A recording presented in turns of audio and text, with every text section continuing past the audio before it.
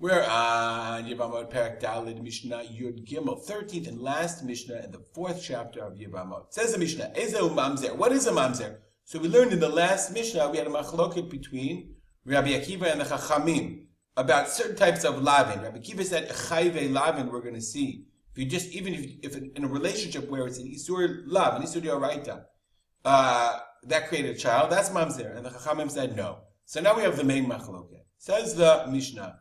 Ezehu mamzer, kol she'er basar. She'er means closeness or intimacy. Well, I found an internet wiki milon. She'er from the language of she'erak suta v'onata, but here it means kirva. She'er means, in this context, it means closeness. She'er basar.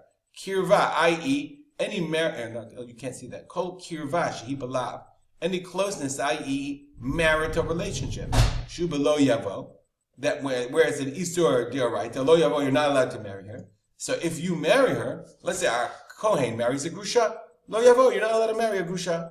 So therefore, that creates a Mamzerut. So Rabbi Akiva actually learns it out from Psukim regarding Eshet Aviv, Knaf Aviv. You look at it up in the Gemara in Yevamot. The Gemara goes through the whole revision, how Rabbi Akiva gets his din. So any She'er Basar Shuhu Belo Yavo, that creates a Mamzerut, Divrei Rabbi Akiva. Shimon HaTemani says, no way. Kol shechayvin alav chayvin karet b'dei shamayim. If it's a chiyuv lav, it's a lav, but it doesn't create mamzerut. The only isur, or the level of isur that you need to reach is chiyuv karet b'dei shamayim. When the Torah says it's chayav karet, then the product of that relationship is of mamzer. V'halacha kidvarav. You very rarely see it in Mishnah. The Mishnah says, we pass him like Shimon HaTemani. We don't pass him like Rabbi Akiva, who's much, much more machmir. We'd have terrible mamzerut problems. Rabbi Yeshua has as the most extreme position, kol shechayvin ala mitat beitin. Only if there's a mitat beitin, if there's capital punishment based on the marital relationship, only and then is there a mamzer. But not even if there's karet, which is much less. Amar Rabbi Shimon ben Azai. Said Rabbi Shimon ben Azai, Matzati Megillat Yuchasin b'Yerushalayim. I found a Megillat Yuchasin family tree in Yerushalayim. V'katuba, and it said in it, Ish ploni mamzer me ishit ish. This person, he's a mamzer because his mother was a married woman, i.e., it was an extramarital relationship. L'kayem divrei Rabbi Yoshua. In order to fulfill the words of Rabbi Yoshua, that seems to justify, to back up the position of Rabbi Yoshua. So it's really interesting, just narratively, like the Mishnah says, halacha kidvarav, and then it tells a story from Rabbi Yoshua who says, I agree with the position of Rabbi Yoshua, even though we don't pass him like him. Really interesting. Mishnah continues.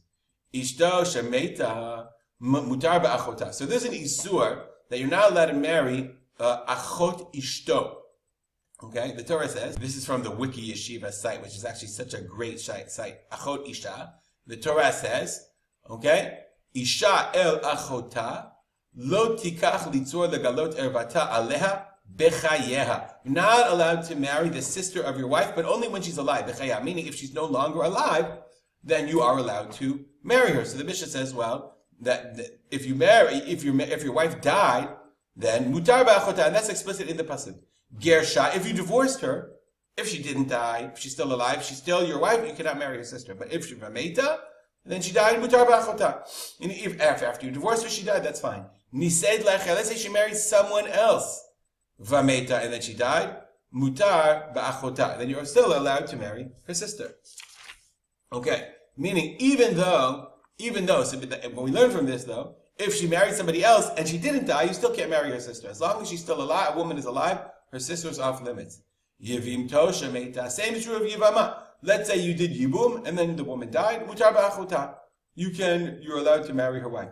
Finally, chalatz lava meita, if you did chalitza, all these are the same halacha. The Gemara discusses whether it's repetitive or not, whatever. If you did chalitza, means she's like your chalutza, still, you're prohibited from her sister, but then she died, then mutar ba'achota. We'll stop here and dedicate our learning to the memory of my father, Harav Simcha ben Yisrael Kalman. Have a good day.